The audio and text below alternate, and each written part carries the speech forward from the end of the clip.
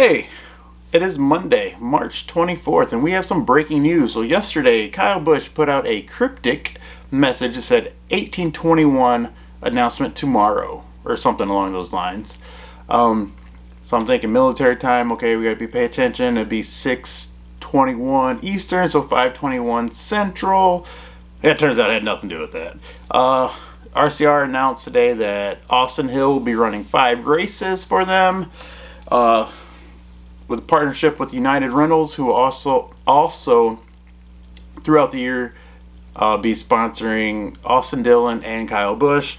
And those 5 races are April 6th Darlington, July 6th Chicago Street Race, August 23rd Daytona, which is a cutoff race, or it's the end of the season. Actually, it's not a cutoff race, it's kind of a cutoff race. Anyway, we'll get back to that. September 13th is Bristol, and October 19th Talladega, which, hey, good for Austin Hill. He's getting a chance to come up to the Cup scene.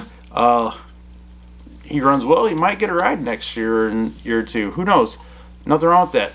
But we're going to go back to a few weeks ago and bring up Katherine Legge. I know some of you thinking Austin has stock car experience. He's better than Katherine Legge. I'm not disagreeing, but some of the arguments about when open cars or someone outside Cup should race Cup. April 6th, July 6th, not a big deal. Daytona, end of the season, I don't know if open cars should be allowed. I'm on the fence on this one. It is a regular season. I have no problem after listening to all the talk about Katherine Legge and that open regular season, open car, whatever, run it. But we're talking about essentially a cutoff race. It's like a wild card race or a wild card game, a play-in game in other sports that they have that. I know we don't compare NASCAR to stick and ball sports because it's not the same, because it's not 1 versus 1. You're right. So we don't need someone from the outside that could jeopardize someone else's playoff spot. At least at that point of the season, to me. Like I said, the Darlington and Chicago Street Race, let's say he wins that, or he takes someone out, or whatever. You still have plenty of time to come back and point your way in, depending on who you are, or win. You have more than one race. This is the last race of the season. It's essentially a wild card, like I just said. It's a wild card race. And he's not going to go for the win, I would assume. His job at that point will be to push either Austin or Kyle to the win. If they don't already have wins and not already pointed in. If they're already in, then yeah, he's probably going to go for the win. But do we really want someone who is not a Cup Series regular, not in the playoffs at that juncture in time, possibly ruining the season for other folks? Understand, it's in limbo. I'm not dead set on not allowing open cars throughout the regular season all the way through Daytona, but it's questionable. The other one, Bristol, that is a playoff race. October 19th, Talladega, playoff race. Bristol is a cutoff race. To me, you're not going to really change my mind on this. But once the playoff starts, it should be charter teams only. I understand not all charter teams are in the playoffs, but they still all race together. They have to somewhat